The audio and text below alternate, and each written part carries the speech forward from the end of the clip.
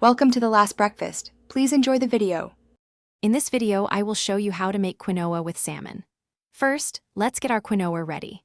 Begin by rinsing 1 cup of quinoa under cold water to ensure a mild flavor.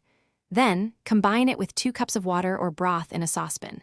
Bring this to a boil, then reduce the heat to low and simmer for about 15 minutes until the liquid is absorbed. Finally, let it rest, covered, for 5 minutes before fluffing with a fork. Now, let's prepare our delicious salmon. Take 2 salmon fillets and pat them completely dry with paper towels. This helps achieve that perfect crispy skin. Season each fillet generously with about 1/2 teaspoon of salt and 1/4 teaspoon of black pepper. Drizzle 1 tablespoon of olive oil over the top. We'll be baking these, so preheat your oven to 400 degrees Fahrenheit.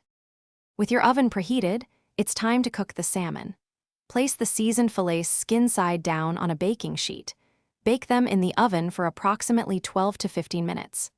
The salmon is perfectly cooked when its internal temperature reaches 145 degrees Fahrenheit. Remember, thinner fillets might cook a bit faster, so keep an eye on them until they flake easily with a fork. Finally, let's bring it all together for a fantastic meal. Gently fluff your cooked quinoa with a fork to ensure it's light and airy.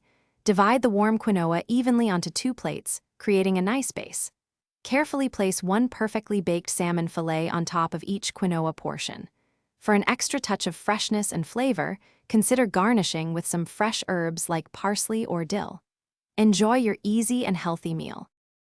Thanks for watching. If this was helpful, leave a like and consider subscribing. See you next time.